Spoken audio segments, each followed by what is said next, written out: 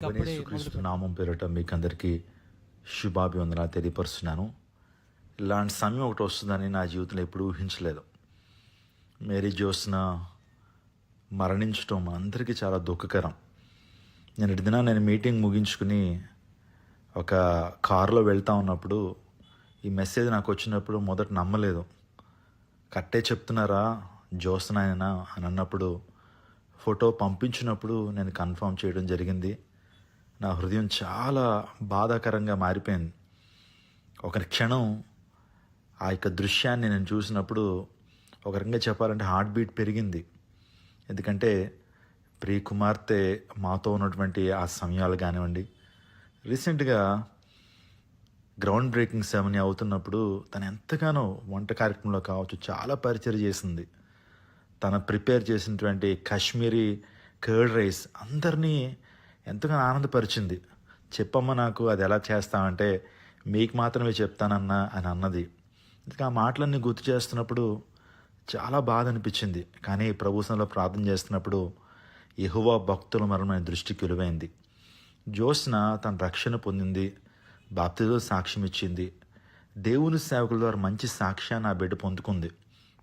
తను ఎప్పుడు మాట్లాడినా సరే చాలా మెచ్యూర్డ్గా మాట్లాడుతుంది, చాలా ఆత్మీయంగా మాట్లాడుతుంది. ఇంకో మాట చెప్పాలంటే చాలా పరిపక్వత కలిగినటువంటి ఉమెన్గా తను మాట్లాడుతుంది.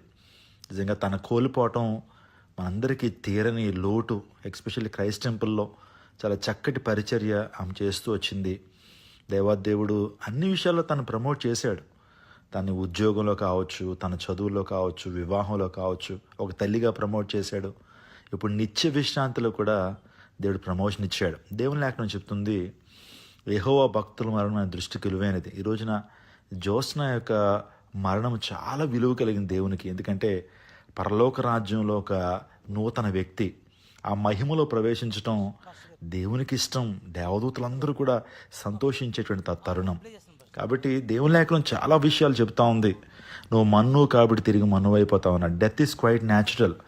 ఈరోజు నా వింటున్న ప్రతి ఒక్కరికి వస్తుంది, చెప్తున్న నాకు నాటికి వస్తుంది. కానీ కొంతమంది ముందు వెళ్తారు, తర్వాత కొంతమంది వెళ్తారు. కానీ మరణం సహజమైనది. మరణం ఎప్పుడైనా ఎవరికైనా వస్తుంది. దాన్ని బట్టి జోస్న అందరికి చెప్తుంది, నేను మరణానికి సిద్ధపడి పరలోక రాజ్యానికి వెళ్ళాను, మీరు సిద్ధపడ్డారా మరణానికి? ఒకసారి ఆలోచన చేయండి. మరణం అందరికీ వస్తుంది. కాబట్టి మరణానికి సిద్ధపడినటువంటి వాడు ధన్యుడని దేవుని లేఖనం సెలవిస్తుంది. జోస్న తన రక్షణ పొందింది, తన జీవితాన్ని ప్రభువుకు సమర్పించింది, పాపక్షమాపణ అనుభవాన్ని పొందింది, దేవుని కృపలో నడిచింది. ఖచ్చితంగా ఆ బిడ్డ దేవునితో ఉంది, దేవుని మహిమలో ఉంది. ఇంకో మాట చెప్తున్నాను, అపోస్తలుడైన పౌలు చెప్పాడు, నా మట్టుకైతే బ్రతుకు క్రీస్తే, చావైతే లాభం. నిజమే. క్రైస్తవులకి ఈ లోకంలో మనం జీవిస్తున్నామంటే జీవించిన లాభమే, చనిపోయిన లాభమే. చనిపోతే దేవుని యొక్క మహిమలో ఉంటాం, జీవిస్తే ఆయన కోసం వాడబడతాం, ఆయనకు మహిమ తీసుకొస్తాం. అపోస్తలుడైన Paul, for me to live is Christ but death is gain. కాబట్టి జోస్న మరణం కూడా లాభకరమైనదే. ఎందుకంటే దేవుని యొక్క మహిమలో తను వెళ్ళింది, నిత్య విశ్రాంతిలోకి వెళ్ళింది. మరలా తను చూస్తాం. అపోస్తలుడైన పౌలు తెస్సలోనిక పత్రికలో చెప్తున్నాడు, నిరీక్షణ ఇతరులే దుఃఖపడద్దు. ఈ శ్రేష్టమైన సమయంలో నేను వంశీకి, ఆ తర్వాత సోల్మన్ రాజు గారికి, నిర్మలా గారికి, రిక్కికి చెప్తున్నటువంటి మాటలు, అక్కడ బంధువులకి, సంఘానికి చెప్తున్న మాటలు ఏంటంటే నిరీక్షణ ఇతరులే మనం దుఃఖపడకూడదు. కానీ మరలా కుమార్తెను మనం చూస్తాం, మరలా జోస్నను మనం కలుసుకుంటాం. ప్రభువైన యేసుక్రీస్తు ప్రభువారు వేవేల దూతల పరివారంతో వచ్చినప్పుడు, మనం తన రాజ్యంలోకి తీసుకెళ్ళినప్పుడు మహామహిమలో ఆ కుమార్తెను మనం చూస్తాం.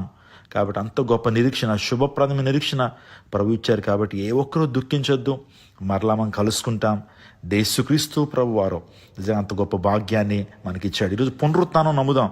యేసు ప్రభువారు ఏ రీతిగా పునరుత్థానడాడు, పునరుత్థానమును జీవమని నేనే అన్నాడు. నా యందు విశ్వాసం ఉంచినటువంటి వారు మరణించినా తిరిగి లేస్తారని చెప్పారు. కాబట్టి జోస్న జీవంతో ఉంది, తన ప్లేస్ మారింది అంతే. ఇప్పటి వరకు భూమి మీద ఉంది, ఇప్పుడు దేవుని రాజ్యంలో మహామహిమలో ఉంది. కాబట్టి నా ప్రగాఢమైన సానుభూతిని సోల్మన్ రాజు గారికి చెప్తున్నారు. సోల్మన్ రాజు గారు చాలా సెన్సిటివ్గా ఉంటారు. ఆయన ప్రతి దానికి కూడా ఆయన చలించిపోతాడు. ప్రతి చిన్నదానికి కూడా ఆయన ఎక్కువగా ఏడుస్తూ ఉంటాడు. చిన్న బిడ్డల మనస్తత్వం.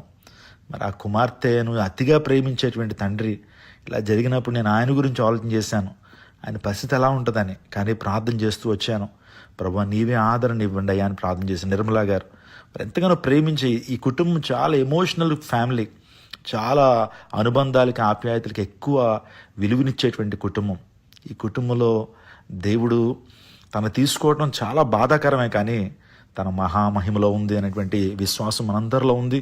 కాబట్టి ఆ కుటుంబం కోసం ప్రార్థన చేద్దాం. నా ప్రగాఢమైన సానుభూతిని, అమెరికాలో ఉన్నాను కానీ ఈరోజు వాక్యాన్ని అందించాను, నా మనసంతా అక్కడే ఉంది.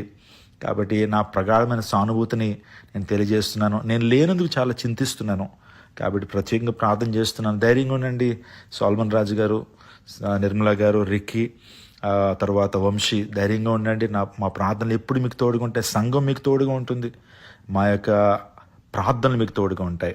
కాబట్టి అక్కడ ఉన్నటువంటి వారు కూడా చెప్తున్నాను, దయచేసి ఈ కుటుంబం కొరకు ప్రార్థన చేయండి. వారిని దేవుడే ఆదరించాలని. మనుషులుగా ఎంత ఆదరించినా అది చిన్నదే, కానీ దేవుడు ఆదరిస్తే వారు నిజంగా ఆదరించబడతారు. సో కాబట్టి దేవుడు ఈ యొక్క మాటల్ని మన వినికిల్లో దీవించును గాక. So I'm extending my heartfelt condolences to the family. దేవుడు మిమ్మల్ని దీవించును గాక.